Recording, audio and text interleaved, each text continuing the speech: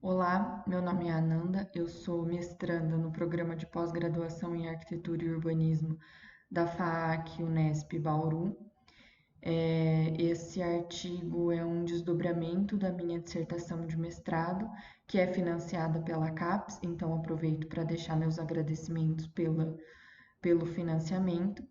É um trabalho intitulado Os Rios na Ocupação Territorial de Mato Grosso do Sul, a influência da paisagem do sertão no processo de assenhoreamento da porção leste do estado. O eixo temático é cidade, paisagem e ambiente, e o trabalho foi submetido para o terceiro Cibogu, Simpósio Brasileiro de Gestão Urbana. É um trabalho que é em coautoria com o professor Nilson Girardello, que é o meu orientador no mestrado, e a professora doutora Norma Regina Trupel Constantino. Os objetivos desse trabalho são discorrer sobre o processo de ocupação do sul do estado de Mato Grosso, ao arguir a respeito da paisagem do sertão mato-grossense, na tentativa de demonstrar como os rios foram protagonistas nesse cenário de ocupação desde os primeiros séculos de colonização.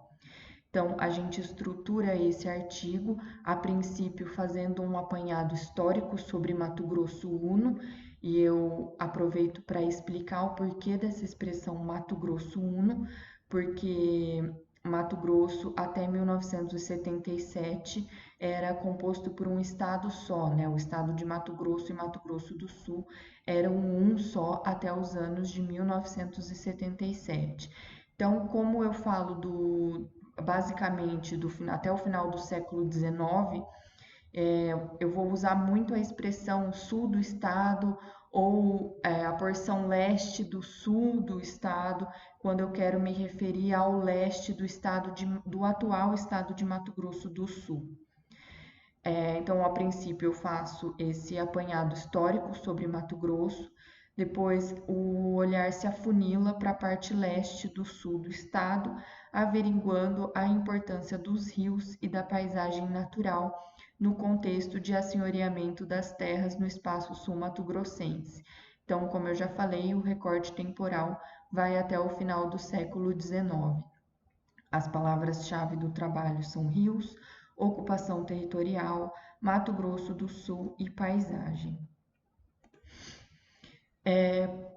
Para elaboração desse artigo, nós utilizamos como uma metodologia o livro Architectural Research Methods, que é um livro da David Grote e da Linda Grote e David Wang, perdão, que eles apresentam 4 etapas para um estudo focado na paisagem, que tem a história do urbanismo, aqui nesse caso especificamente, como plano de fundo. Então, apresento a imagem do livro da Linda e do David, que é essas 4 etapas: a busca por dados, a identificação e organização dos mesmos, sua avaliação e análise, e a construção de uma narrativa a partir desses indícios que foram coletados, dessa busca por dados. Também apresentamos a metodologia que Constantino discute, que ela traz algumas chaves de leitura na pesquisa, tendo como foco a relação entre as cidades e os rios. Então, segundo essa autora, dentre as pesquisas sobre rios, uma das chaves de leitura é a da história da cidade e do território, cuja metodologia deve se basear na pesquisa documental e sua análise. Então, nós casamos as duas metodologias, a do David Grote, da Linda Grote, do David Wang e da Constantino. Então, dessa maneira, nós focamos o estudo na busca por documentos primários e secundários, exemplificados principalmente por relatos e manuscritos deixados pelos sertanistas que cruzaram esse sertão mato-grossense, tendo como foco, entre aspas, o desbravamento do espaço e a tomada de posse da terra. Então, em inúmeros trechos desses manuscritos há descrições da paisagem, são alguns relatos fiéis do cenário paisagístico da época e que muito podem contribuir para o discurso que a gente monta nesse trabalho, né? De quais foram as importâncias dos rios nesse contexto de ocupação das terras. Lopes e Constantino, num artigo, eles falam que historicamente os rios desempenharam um papel significativo e estruturador no surgimento das cidades desde os primórdios da civilização, porque os primeiros agrupamentos se deram nas proximidades dos cursos d'água, porque além de oferecerem água para consumo, eles também ofereciam alimento, possibilidade de circulação de pessoas e bens e também o controle do território. Então, essa relação entre rios e ocupação territorial, ela foi estabelecida no Brasil desde o período colonial, quando as primeiras ocupações, mesmo as que ficavam à beira-mar, eram localizadas às margens de rios de água doce. Então, o povoamento territorial brasileiro, ele se iniciou a partir do litoral, onde as vilas foram implantadas junto à costa por uma questão de segurança e proteção do território recém-descoberto. Com o passar do tempo, a geografia, o relevo, a vegetação, a hidrografia continuou sendo condicionante dos processos que resultaram na ocupação do interior do Brasil e no surgimento de cidades, e também dos limites, da formação dos limites territoriais brasileiros.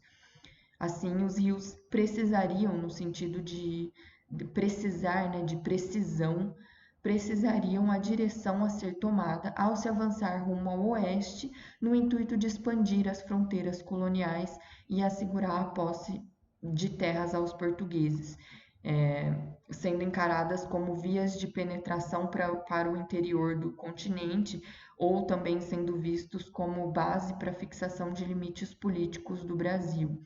Devemos lembrar que a parte oeste era considerada nos mapas do século XVIII e XIX como terrenos desconhecidos habitados por indígenas. Então, a direção seria o interior e o sertão, né, no caso, e a ação seria a incorporação desse sertão ao Brasil oficial. Então, nós trazemos nesse artigo o sertão como sentido de o outro geográfico, né, regiões mais afastadas, e não com conotações físicas de uma geografia local. Então, o primeiro item do artigo trata dos rios no processo de ocupação das terras de Mato Grosso, então é Mato Grosso I, como a imagem abaixo demonstra, é o território como um todo, que a gente faz esse apanhado histórico, e a gente fala que as primeiras ocupações do espaço mato-grossense remontam aos jesuítas, os quais criaram núcleos missioneiros que foram destruídos pelos bandeirantes em 1680. Algumas dessas bandeiras, especialmente as que se utilizavam de vias fluviais, ficaram conhecidas como monções, pois seus integrantes aproveitavam da época mais favorável do ano para navegação e caminhos de acesso. Então, para atingir esse sertão mato-grossense, os colonizadores portugueses partiam de São Paulo, eram em sua maioria paulistas, utilizando-se da navegação dos rios Tietê, Paraná e também dos rios Pardo, Coxim, Taquari, Paraguai, São Lourenço e, por fim, o rio Cuiabá. Foi esse movimento migratório de avanço que esses paulistas realizaram, que através dos rios rumavam pelos sertões, né, que resultou na caça ao nativo, que foi transformado em escravo, e por outro lado, de forma positiva, culminou na descoberta do segundo Eldorado brasileiro, que seria a exploração de Mato Grosso, além da ampliação do território e da navegação, tanto terrestre quanto fluvial. Episódios que muito contribuíram para as raízes do atual contorno geográfico mato-grossense e também brasileiro. Numa dessas bandeiras pelo rio Cuiabá, em busca de índios para serem escravizados e também em busca de riquezas, encontrou-se ouro em abundância, que provocou uma corrida assim absurda à região e atraiu não só a atenção da administração colonial, mas também grande número de paulistas e outros colonos portugueses.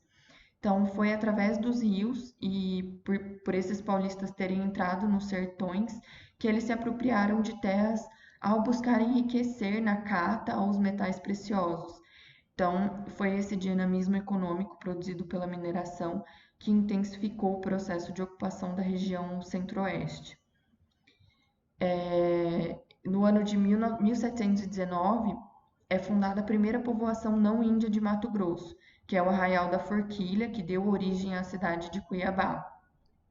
Até o Campestrini, que é um historiador local, ele é bem regionalista do estado de Mato Grosso do Sul, ele fala que essa origem de Cuiabá iniciou a corrida do ouro e a história de Mato Grosso e de Mato Grosso do Sul, despertando o interesse da coroa portuguesa. Foi esse movimento minerador o grande estímulo para o surgimento de pequenos povoados nas circunvizinhanças das minas, os quais em pouco tempo transformavam-se em vilas abastecidas pelo comércio e pela produção de alimentos cultivados por pequenos lavradores e pequenos roceiros. Então, os rios, nesse contexto, serviam de caminho para os colonos, além de oferecerem orientações e de conduzirem esses sertanistas com o movimento das águas. Eles também, os rios também os alimentavam e saciavam sua sede. Em 1748, criou-se a Capitania de Mato Grosso, que foi desmembrada da Capitania de São Paulo. Acho que foi um dos últimos cortes que a Capitania de São Paulo sofreu. O primeiro capitão-general da Capitania de Mato Grosso foi Dom Antônio Rolim de Moura Tavares, e tinha-se uma tarefa para esse governador, que considerava-se que ele cumprisse a tarefa de avançar rumo ao oeste para que se ocupasse todo o terreno que pudesse ali ao poente, né? Então, estabeleceu-se uma rota fluvial entre a então Capitania de Mato Grosso, que era Vila Bela, e o porto de Belém do Pará, em que os rios alto-paraguaios eram a via natural de comunicação e comércio entre Mato Grosso e São Paulo e daí para as outras localidades. Então, com esse feito, o governador cumpria ordens expressas pela coroa portuguesa de estabelecer-se em terras conhecidas por Mato Grosso, sem localização e sem divisas precisas, mas próximas à fronteira com os espanhóis, porque a intenção era realmente resguardar essas terras para o governo português. Dessa maneira, a coroa então adotou medidas de povoamento e proteção das suas fronteiras, e para isso, a localização de alguns fortes e vilas que foram criados era pensada estrategicamente, sempre à beira de rios ou buscando alguns territórios que dificultassem a chegada desses inimigos. Então, dentre os feitos da coroa constam o Forte de Coimbra, que foi construído em 1775, no Baixo Paraguai, as obras do Forte Príncipe da Beira, em 1776, às margens do rio Guaporé, na divisa entre Brasil e Bolívia, as povoações de Albuquerque, que deram origem à cidade de Corumbá, e Vila Maria, Cáceres, posteriormente deu origem à cidade de Cáceres, ambas em 1778, e também Poconé, em 1781. Próprio Campestrini, que é aquele autor regionalista que eu comentei anteriormente, fala sobre o Forte Coimbra e sobre a localização desse povoado de Albuquerque. Ele fala que o que importava era a ocupação da margem direita do rio Paraguai para assegurar o completo domínio daquelas terras e águas, entre parênteses, servindo de verdadeira retaguarda e de apoio aos viajantes que passavam por ali em monções de São Paulo para Cuiabá. Dessa maneira, os rios, vias naturais, foram por muitos séculos os principais e difíceis caminhos de acesso que permitiram o alargamento das fronteiras coloniais da província de Mato Grosso, tendo essas fronteiras chegado aos limites junto aos rios Guaporé e Mamoré, hoje estado de Rondônia, e fronteira com a Bolívia.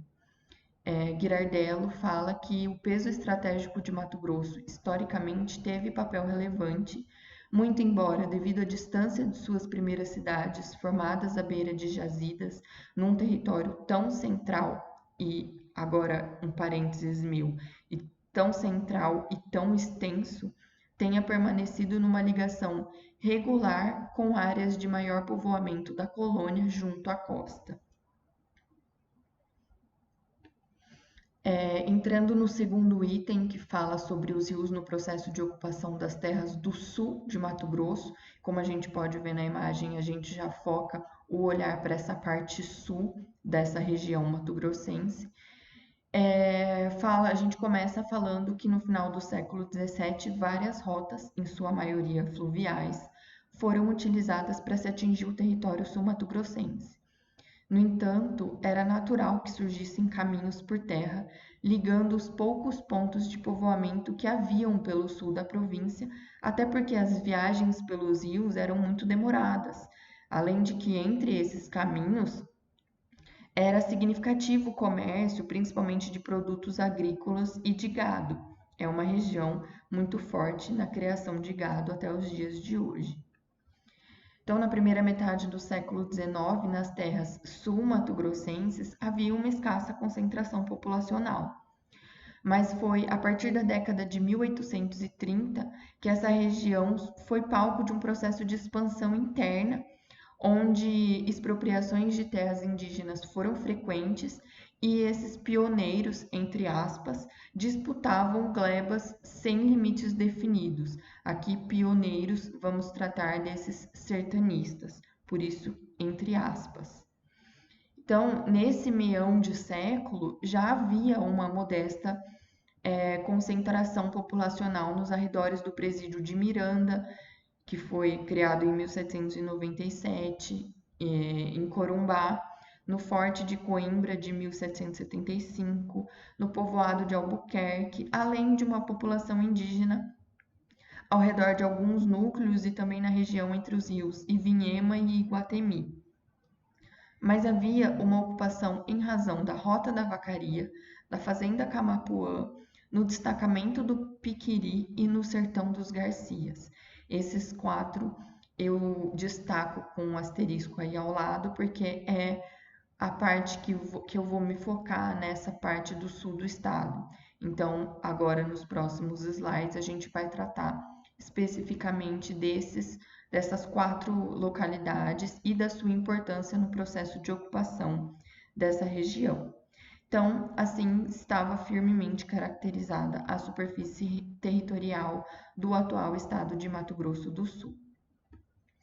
Agora, tratando sobre aquele asterisco, ainda no período das monções e através do caminho que era denominado a Rota da Vacaria, esses sertanistas eles navegavam os rios Tietê, Grande, Pardo, Anhanduí, Aquidauana, Miranda, Paraguai e finalmente o rio Cuiabá, na intenção de se aprisionar índios para serem utilizados como mão de obra cativa em São Paulo. Só para contextualizar, a Vacaria compreende o território que se estendia dos rios Vacaria, que é o que dá nome à região, e os rios Ivinhema até o rio Paraguai. Em busca desse recém-descoberto ouro de Cuiabá, através da monção da Rota da Vacaria, em 1719, 4 irmãos partiram de Itu, no estado de São Paulo, rio Tietê abaixo, quando eles estavam com pouco mantimento, eles fizeram parada num local próximo às nascentes do rio Pardo, onde eles estabeleceram roças no ponto do varadouro que eles denominaram de Camapuã.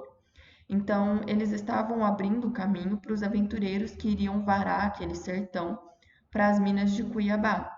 Essa fazenda ela prosperou porque esses monçoeiros que estavam em busca de índios e de metais preciosos em Cuiabá, quando eles ficavam desprovidos de mantimentos nas suas viagens, eles requeriam a produção roceira dessa fazenda.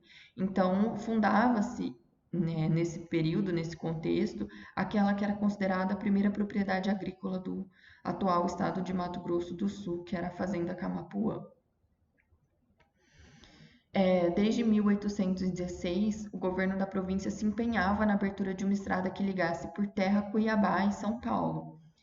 Então, só em 1825, quando assumiu o presidente da província de Mato Grosso, o tenente-coronel José Saturnino da Costa Pereira, que se determina um estudo visando encurtar esse caminho de Cuiabá para a província de São Paulo, já que o caminho por água das Monções e o caminho por terra de Goiás, que era um dos únicos caminhos terrestres que havia na época, eram caminhos muito dificultosos e longos, o que encarecia as viagens para o litoral.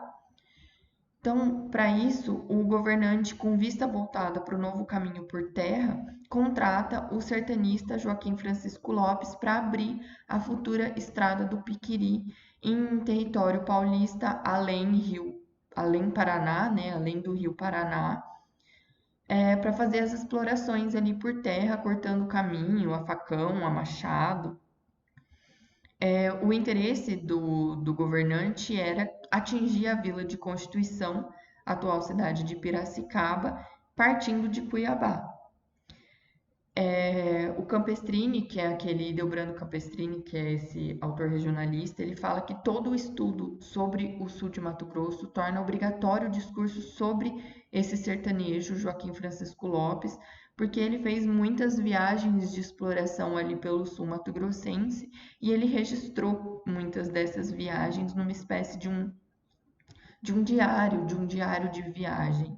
Essas narrativas elas foram compiladas numa obra denominada Derrotas, que foi organizada em 2010 pelo Instituto Histórico Geográfico de Mato Grosso do Sul. O Joaquim Francisco Lopes ele fazia parte de um grupo de itinerantes que vagou ali pelas terras do Planalto Sul de Mato Grosso e principalmente pelos rios da Bacia do Paraná para abrir e fundar posses tanto para si quanto para os seus parentes ou a serviço de outros também. Então ele rasgou muitas estradas carreteiras pelos cerrados e campos e inaugurou várias rotas terrestres e de navegação. De acordo com esse livro, Derrotas, a primeira exploração de Joaquim Francisco Lopes, a partir de 1829, foi no sertão do Paranaíba, termo que aqui faz referência ao rio, que forma com o Rio Grande ali o Rio Paraná, mais à frente, e não a cidade de Paranaíba, que atualmente é a cidade de Paranaíba, localizada ali às margens desse rio. Então, nessa primeira viagem de exploração, eles tinham a finalidade de transpor o rio Paraná no lugar que fosse mais conveniente a eles, iniciando uma picada onde pudesse passar um cargueiro até a vila de Piracicaba. Então, eles foram andando por ali e fazendo posses. Então, em 1829, tem início essa primeira exploração no sertão do rio Paranaíba, em terras que foram recém-descobertas pelos irmãos Garcia Leal. Esses irmãos Garcia Leal eram 4 irmãos, José, Januário, João Pedro e Joaquim, se eu não me engano, os quais exploraram e se estabeleceram ali, né, na região que mais tarde ficou conhecida como o Sertão dos Garcias. Então, obviamente, eles tiveram muita influência política, não só política, mas de coronelismo mesmo naquela região. Esse livro Derrotas também traz os relatos do Joaquim Francisco Lopes, que indica a passagem pelo Salto de Urubupungá, é um salto no Rio Paraná, e a possível gênese do povoado de Paranaíba, atualmente Paranaíba, antigamente chamava-se Santana do Paranaíba, por isso que a gente vai ver essa expressão Santa Ana nessa citação. Então, constata-se que somente em 1833 principia-se esse povoado de Santana do Paranaíba, mas já nessa viagem, que se eu não me engano foi num período anterior a isso, ele fala dessa passagem por Urubupungá. Então, subimos pelo Ribeirão Santa Quitéria a ver uma fazenda que o dito Garcia deu a meu pai. Fizemos roça e voltemos. Rodamos no Arapungá. Abro aqui um parênteses para falar que o Arapungá trata-se do Salto de Urubupungá. Seguimos. Abaixo do Sucuriú, no lado direito, demos princípio a fazer posses. Em dezembro, passei meu carro para Santana, carregado de mantimentos e plantações para se fundar a nova situação de Santana. passou-se gados e porcos do dito Garcia. No ano de 32, fiz uma canoa no Monte Alto, na roça do referido Garcia. Foi então o surgimento desse sertão dos Garcias que gerou oportunidades para o povoamento dessa extensa área ribeirinha do Paraná, do Rio Verde, do Rio Sucuriú. Com o tempo, os descendentes desses primeiros fazendeiros, eles foram ocupando margens, as terras ali da margem, também do Rio Pardo e de outros ribeirões da região. Foi esse sertão, né, e os seus recursos hídricos, nos seus primórdios de ocupação, que deram ânimo para que os outros sertanistas viessem a ocupar aquele espaço. Era, assim, o início do povoamento do atual estado de Mato Grosso do Sul e, especialmente, o princípio do assenhoreamento das terras do sul do estado mato-grossense no começo do século XIX. E para concluir, conforme a gente abordou durante essa apresentação, os rios, as vias naturais de incursão ao interior do país, foram os principais caminhos de acesso que permitiram o alargamento das fronteiras coloniais da província de Mato Grosso. Posteriormente, o surgimento do Sertão dos Garcias, por sertanistas advindos do rio Tietê, Grande Paranaíba, gerou oportunidades para o povoamento de uma extensa área ribeirinha do Paraná, do Rio Verde e do Rio Sucuriú, o que principiou a ocupação do atual estado de Mato Grosso do Sul. Então, foram os rios as vias que levaram os sertanistas para o interior, indicando o caminho para os territórios outros. Lembrando que no começo eu apresentei que o sertão é mais nesse sentido de territórios outros, territórios além, sempre além. E assim eu finalizo a apresentação. Trago agora as minhas referências bibliográficas e agradeço a todos os ouvintes.